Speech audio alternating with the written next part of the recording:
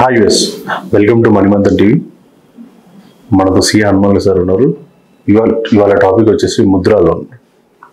Sir good morning sir. Good morning sir, Mudra loan అంటే ఈ Mudra loan కూడా ఎంఎస్ఎంఈ కిందనే వస్తుందా సార్?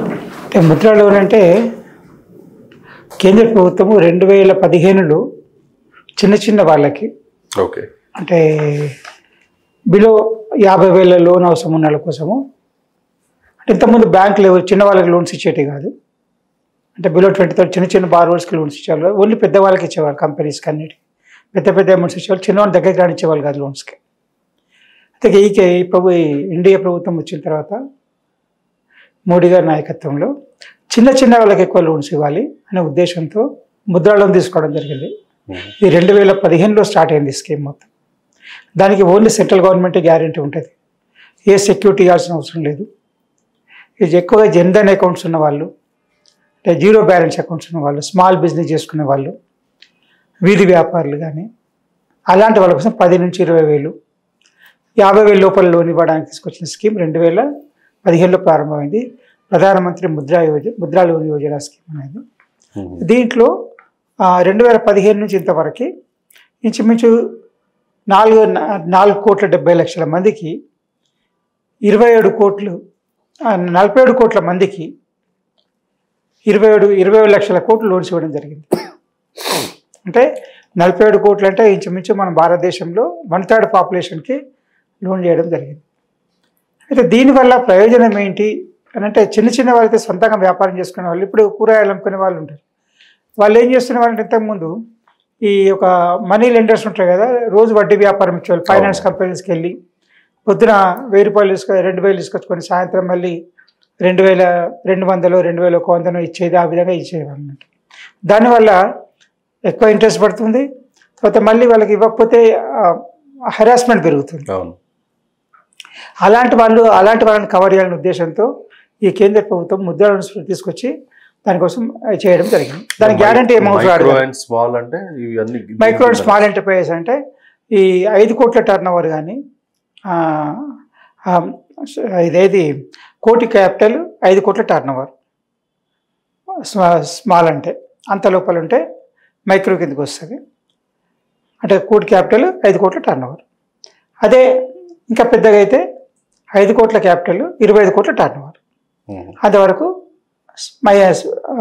స్మాల్ కిందకి వస్తుంది. ఓకే, చాలా మందికి ముద్రా లోన్ తెలుస్తుంది. అంటే ఎలా ఇది అప్రూవ్ అవ్వడం? Complete online application. మన ముద్రాలో PMEMY స్కీమ్కి అక్కడ ఆన్లైన్లో సెర్చ్ చేసుకోవడము, దానికి అప్లై చేసుకోవడం అంతే. ఏ బ్యాంక్కి వెళ్ళాల్సిన అవసరం లేదు. వాళ్ళు ఏం చేస్తారంటే, వాళ్ళు అప్లికేషన్ ఫామ్ చూసిన తర్వాత బ్యాంక్కి అలాట్ చేస్తారు. ఈ బ్యాంకు మీరు వెళ్ళి అప్రోచ్ కండి, వాళ్ళు లోన్ ఇస్తారని చెప్పని. అయితే ఈ విధంగా లోన్స్ ఎక్కువ మందికి ఇవ్వాలనే ఉద్దేశంతో చేయడం జరిగింది. అయితే దీనివల్ల మిస్యూజ్ అయ్యే అవకాశం ఉంటుంది అనే ఉద్దేశంతో కేంద్ర ప్రభుత్వం ఏం చేస్తుందంటే, రిస్క్ అసెస్మెంట్ ఏముంది, ఎందుకంటే 20 లక్షల కోట్లు చిన్న ఒక సంవత్సరం బడ్జెట్ అంతా దేశంలో, రిస్క్ కూడా పెరుగుతుంది. కాబట్టి రిస్క్ అసెస్మెంట్ ఎలా చేయాలి? అఫ్కోర్స్ ఇప్పుడు 95% పైన రికవరీ ఉంది, ఫ్రాడింగ్ లేదనిలా, తీసుకున్న వాళ్ళు కడుతున్నారు రెగ్యులర్గా. ఫ్యూచర్లు కట్టకపోతే ఏంటి పరిస్థితి? కానీ కొలెటరల్ లేకుండా ఇస్తారు, ఏ సెక్యూరిటీ లేదు. వాళ్ళు ఏంటంటే pan card, Aadhaar card, bank account, అంటే జన్ధన్ అకౌంట్, ఆధార్, మొబైల్, ఈ 3 అయిపోయిస్తాయి అన్నమాట. ఇంకా వేరేం లేదు. ఇక వాటి మీద లోన్ ఇస్తారు వాళ్ళకి. అయితే వాళ్ళు ఏం చేయాలి, దానికంటే ముందు వాళ్ళు ఏమైతే వ్యాపారం చేస్తున్నారో, వృత్తి చేస్తున్నారో, అక్కడ రిజిస్ట్రేషన్ సర్టిఫికేట్ ఉంటుంది. ఇప్పుడు ఒక గల్లీలో ఒక వ్యాపారం చేసుకుంటే ఒక సొసైటీ ఉంటుంది చిన్నగా, వీధి వ్యాపారాల సంఘం అని కానీ ఇట్లా, దాంట్లో ఒక మెంబర్షిప్ ఉన్నట్టు ఒక ఐడియా, వాళ్ళ యొక్క మెంబర్షిప్ సర్టిఫికేట్, ఆధార్ కార్డు కానీ ఏదైనా కానీ తీసుకోవాలి. మున్సిపాలిటీ నుంచి కానీ, ఒక టర్న్ ఓవర్ ఎక్కువ ఉండే GST లైసెన్స్ కానీ ఏదైనా సపోర్టింగ్ ఇవ్వాలి. ఇచ్చి బ్యాంక్ స్టేట్మెంట్స్, వాళ్ళ ఐటీలో బ్యాంక్ ఉంటుంటే బ్యాంక్ తీసుకొని ఇవ్వడం జరుగుతుంది. అయితే దీంట్లో ఏంటంటే, దానికి వాళ్ళు కరెక్ట్ పర్సన్కి ఏరుతుందా లేదా, ఆ పర్సన్ కరెక్ట్ తీసుకున్నాడు, కరెక్ట్ వాడుకుంటున్నా లేదా అని వెరిఫై చేయడం మోస్ట్ ఇంపార్టెంట్. ఎందుకంటే పెద్ద అమౌంట్ పెరుగుతున్న కొద్దీ మనుషులకు ఆలోచనలు మారిపోతుంటాయి. సెక్యూరిటీ లేదనేసరికి ప్రభుత్వం ఇది కాబట్టి ఎప్పుడైనా ఇవ్వకపోయినా నడుస్తేలే అని చెప్పిన మిస్కాన్సెప్షన్ ఉంటుంది. కట్టకపోయినా పర్వాలేదు కదా అని చెప్పిన ఒక ఇది ఉంటుంది. దాని కొరకు అని చెప్పిన ఏం చేస్తారంటే, ఒకవేళ దానివల్ల ఒకరిద్దరు ఎగవేసినా కానీ ఇచ్చే లోన్స్ ఇచ్చే బ్యాంక్స్ కానీ ఇవి కానీ ఏం చేస్తాయంటే నేను ఇంకా తర్వాత ఇవ్వను వీళ్ళకు అని చెప్పని అంటారు అనమాట. దానివల్ల కూడా అవసరమైన వాళ్ళకు కూడా దొరికే అవకాశం తగ్గిపోతుంది. దీని కొరకు అని చెప్పని వాళ్ళ బ్యాక్గ్రౌండ్ వెరిఫికేషను, వాళ్ళు నిజంగా దానికోసం వాళ్ళ అభివృద్ధి కోసం వాడుకుంటున్నారా లేదా అనేది, వాళ్ళు నిజంగా కట్టే కెపాసిటీ ఉందా లేదా అని వెరిఫై చేయడానికి కూడా చేయడం అనేది మోస్ట్ ఇంపార్టెంట్ సపోర్టింగ్ అండి. దీని కొరకు ఇప్పుడు లోన్ పెరుగుతుంది, ఏది రుణగ్రహీతలు పెరుగుతుంది, తీసుకునే వాళ్ళు పెరుగుతున్నారు కాబట్టి ఒక సపరేట్గా స్టాండర్డ్ ఆపరేటింగ్ ప్రొసీజర్ అనేది కేంద్ర ప్రభుత్వం తీసుకొస్తుంది. ఇది నీతి ఆయోగ్ కంట్రోల్లో పనిచేస్తుంది. నీతి ఆయోగ్ అంటే ప్లానింగ్ కమిషన్ ఉండే, ఇది నీతి ఆయోగ్ అంటే ప్లానింగ్ చేశాను. భారతదేశం మొత్తానికి కూడా ఆర్థిక వనరులు ఎలా వాడాలి అనే దానికి ప్లానింగ్ ఒక చేసే సంస్థ అన్నమాట, పెద్దది. ఇప్పుడు రిజర్వ్ బ్యాంక్ ఎట్లాగో నీతి ఆయోగ్ అలాంటిది అనమాట. అంటే ఇది అదేమో రిజర్వ్ బ్యాంక్ ఏమో మానిటరీ గురించి చేస్తుంది, నీతి ఆయోగ్ ఏమో ఈ ఉపాధి కల్పన, ఉద్యోగ అవకాశాలు, ఆర్థిక అభివృద్ధి ఇవి రెండు గురించి ఆలోచిస్తాయి అనమాట. ఈ విధంగా దాని గురికి చేస్తుంది. తర్వాత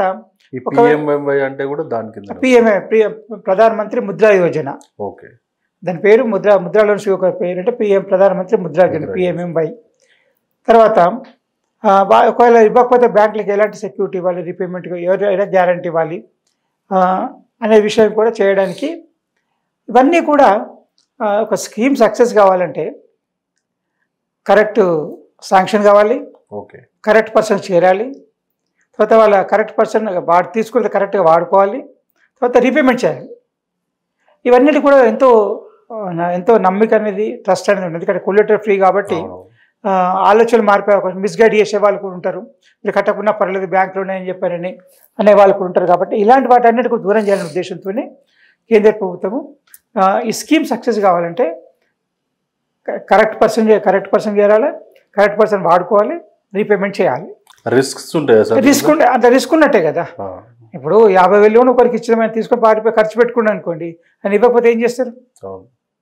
మరి బిజినెస్ కోసం వాడుతుంటే బిజినెస్ కోసం సొసైటీ నెంబర్ ఉండాలి ఒకటి, ఆయన బిజినెస్ చేస్తున్నా లేదని అసోసియేషన్ నెంబర్ ఇస్తుంది. ఇట్లా అనమాట. ఒకవేళ GST ఉందనుకో, GST టర్న్ ఓవర్ ఉంటుంది, ఆ GST టర్న్ ఓవర్ బేస్ మీద ఇస్తారు. ఇప్పుడు గూగుల్ పేలు వచ్చినాయి, గూగుల్ పేలో payment rate suppose Google pay ఎంత వచ్చింది సంవత్సరం మొత్తంలో, ఆ గూగుల్ పే వచ్చింది తెలుస్తుంది, టర్న్ ఓవర్ కరెక్ట్ అయ్యేది, ఈ టర్న్ ఓవర్ ఎంత % లోన్ ఇవ్వాలి అనేది కూడా ఒక ఆధారం. GST ఒకటి, గూగుల్ పే ఒకటి, అసోసియేషన్లో అయితే మేము అదొకటి. ఈ మూడిట్లో ఏదైనా ఒకటి తీసుకొని లోన్ ఇవ్వడం జరుగుతుంది వాళ్ళకి.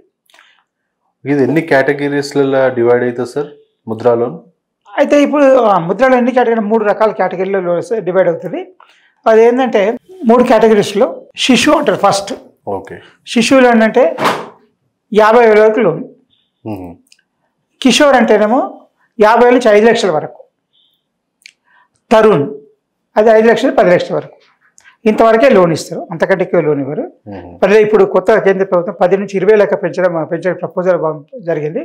దీంట్లో ఏంటంటే దీని ద్వారా ఏంటంటే ఈ లోన్స్ వాళ్ళు దేనికోసం అంటే ఆస్తులు, టర్మ్ లోన్ అంటే మెషినరీ కొనుక్కోవడానికి కానీ, లేకపోతే వెహికల్ కొనుక్కోవడానికి కానీ, లేకపోతే ఇన్ఫ్రాస్ట్రక్చర్ చేసుకోవడానికి కానీ, వర్కింగ్ క్యాపిటల్ అంటే స్టాక్ కొనుక్కోవడం అమ్మడానికి కానీ, ఇలాంటి వాటి కోసం కూడా దీన్ని వాడుకోవచ్చు వాళ్ళు. దీనికి కూడా GST ఉండాలా సార్?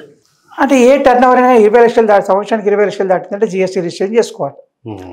తెలంగాణ స్టేట్లో 20 లక్షలు, కొన్ని రాష్ట్రాలు 40 లక్షలు ఉంది, హైయెస్ట్ 40 లక్షలు. 40 లక్షలు దాటితే కంపల్సరీ GST రిజిస్ట్రేషన్ చేసుకోవాలి. చిన్న వ్యాపారస్తులు ఎవరు కూడా సంవత్సరానికి 20 లక్షలు దాటితే కంపల్సరీ రిజిస్ట్రేషన్ చేసుకోవాలి GST. లేకుండా కానీ గూగుల్ పే పేమెంట్స్ కూడా అదొక ఎవిడెన్స్ అనమాట. ఇప్పుడు పూలు పనులు ఉంటాయి, అంటే టర్న్ ఓవర్కు GST అవసరం లేదు, ఎగ్జామ్టెడ్ కేటగిరీ అనమాట. కూరగాయలు అమ్ముతారు, అవసరం లేదు. పాలు పెరుగు అమ్ముతారు, వాళ్ళకి అవసరం లేదు. కానీ అట్లా వాళ్ళకు ఆధారం ఏంటి? వాళ్ళు గూగుల్ పేలో వచ్చిన పేమెంట్స్ ఆధారం అన్నమాట. ఆ బేసిస్ మీద లోన్ ఇస్తారు అనమాట. 20 టర్న్ ఓవర్ మీద 15%, 20% లోన్ ఇస్తారు వాళ్ళకి. ఆ విధంగా వాళ్ళు వ్యాపారం చేసుకోవచ్చు. ఎక్కువగా ఏంటంటే కొత్తగా చిన్న తయారు చేసుకున్న వాళ్ళు, అంటే టైలరింగ్ చేసే వాళ్ళు కానీ, లేదా మట్టి పాత్రలు చేసుకునే వాళ్ళు కానీ, ఏ వస్తువులను తయారు చేసే కార్పెంటర్ చేసే, ఫర్నిచర్ చేసుకునే వాళ్ళు, మ్యానుఫ్యాక్చరింగ్ సెక్టర్కి ఎక్కువ ఎంకరేజ్మెంట్ ఇవ్వాలని చిన్న వాళ్ళ కోసం ఇస్తారు. అదే మాదిరిగా సర్వీస్ సెక్టర్ అంటే మన డ్రైవర్స్ కావచ్చు, మెకానికల్ కావచ్చు, ఎయిర్ కండిషన్ రిపేర్ చేసేవాళ్ళు కావచ్చు, ఇలాంటివన్నీ కూడా రిపేరింగ్ చేసేవాళ్ళు, సర్వీస్ చేసే వాళ్ళందరికీ కూడా దీని ద్వారా లోన్ దొరుకుతుంది అన్నమాట.